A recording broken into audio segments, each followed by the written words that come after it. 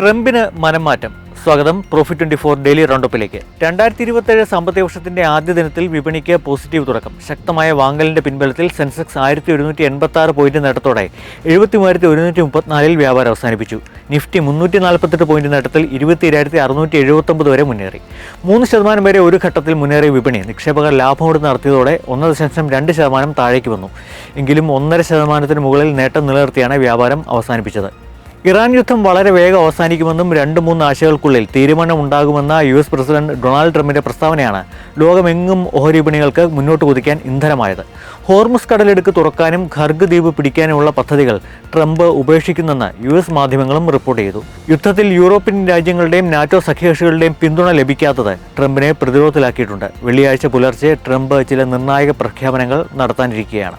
അതേസമയം യുഎസിന് മുന്നിൽ ഹോർമുസ് തുറമുഖം അടഞ്ഞുകിടക്കുമെന്നും ടെഹ്റാന്റെ പുതിയ നിയമങ്ങൾ അംഗീകരിക്കുന്ന രാജ്യങ്ങൾക്ക് മാത്രമേ പ്രവേശനം ഉണ്ടാകുകയുള്ളെന്നും ഇറാൻ വ്യക്തമാക്കി. ഗൾഫ് രാജ്യങ്ങളിലേക്കുള്ള ആക്രമണങ്ങൾ ഇറാൻ തുടരുകയാണ്. ദുബായിൽ മിസൈൽ വീണ് 4 പേർക്ക് പരിക്കേറ്റു. ട്രംപിന്റെ പ്രഖ്യാപനങ്ങൾക്ക് പിന്നാലെ എണ്ണവില കുറയുന്നു. ബ്രന്റ് ക്രൂഡ് വില $103 താഴ്ന്നു. സ്വർണ്ണവില ഉയരുകയാണ്. അന്താരാഷ്ട്ര സ്വർണ്ണവില ഔൺസിന് 1.3% ഉയർന്ന് $4,735 കേരളത്തിൽ 22 ക്യാരറ്റ് സ്വർണം ഗ്രാമിന് 150 രൂപ ഉയർന്ന് 13,885 രൂപയിലെത്തി. പവന് 1,440 രൂപ ഉയർന്ന് 1,11,080 രൂപയാണ് വില. GST വരുമാനം മാർച്ച് മാസത്തിൽ 10 മാസത്തെ ഉയർന്ന നിലയിൽ. 2 ലക്ഷം കോടി രൂപയാണ് കഴിഞ്ഞ മാസം GST ഇനത്തിലെ വരുമാനം. 2025 ഏപ്രിൽ മാസത്തിൽ 2.37 ലക്ഷം കോടി രൂപ GST ഇനത്തിൽ പിരിഞ്ഞിരുന്നു. ഇതിനുശേഷമുള്ള ഉയർന്ന വരുമാനമാണ് ഇത്തവണത്തേത്.